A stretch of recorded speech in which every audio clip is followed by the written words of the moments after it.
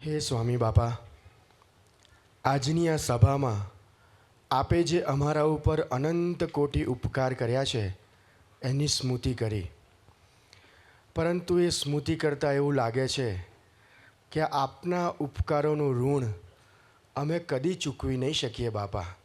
કોઈ કાળે ચૂકવી શકાય તેવું નથી. બસ આપને અંતઃકરણપૂર્વક પ્રાર્થના કરીએ કે અમે તો એવું શું કરીએ બાપા જેથી આપ અમારા પર અખંડ રાજી રહો. જો એક તો આ બધું દિવ્ય છે, લૌકિક માયા પર છે, એટલે બધું સાચું ઠરે. એટલે તમારે આટલું જ કરવાનું કે આપણા નિયમ ધર્મ બરાબર રાખવાના, અને એમાં ચૂક તો મહારાજ ગમે એટલા છેટા હોય તો એ પાસે જ, અને પાસે હોય ખોરામાં બેઠા હોય પણ તોય નિયમ ના પાડે તો છેટે છે. સ્વામી, અમે આજની સભામાં જોયું કે આપે અમારા સંસાર વ્યવહારની નાની નાની બાબતોમાં રસ લઈને અમને માર્ગદર્શન આપ્યું છે. આપ તો સંસારથી વિકટ અને ભગવાનના અશક્ત સંત છો, છતાં અમારી આવી નાની નાની બાબતોમાં ઊંડા ઉતરો છો, તેનું કારણ શું છે? બસ તમને આગળ લેવા છે, એકાંતિક ભાવને પ્રમાણવા છે, એટલા માટે. સામાન્ય રીતે અમે આ લોકની અંદર જોઈએ છીએ, કોઈના માટે કાંઈ કર્યું હોય તો તેને બદલાની અપેક્ષા રહે છે.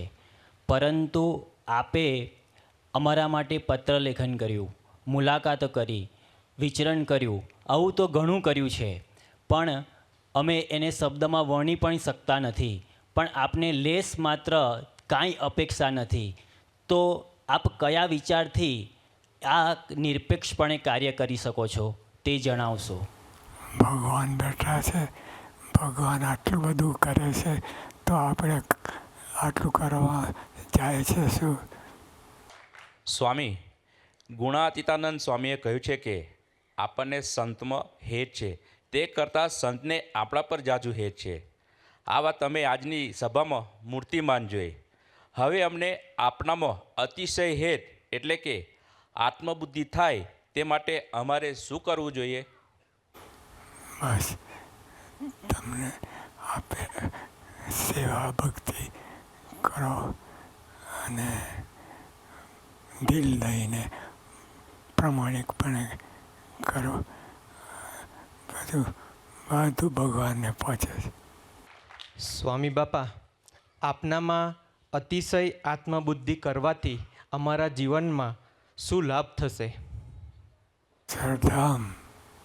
સ્વામી, આપ અમારા સઘળા કાર્ય મનોરથ સિદ્ધ કરો જ છો, છતાં ક્યારેક એ સંકલ્પ સિદ્ધ ન કરો તો પણ એમાં અમારું રૂડું જ છે, તે કેવી રીતે સમજાય? જો ભગવાનમાં વિશ્વાસ હોય અને આ બધું દિવ્ય છે, અલૌકિક છે, તો તમને સહેજે સમજાય.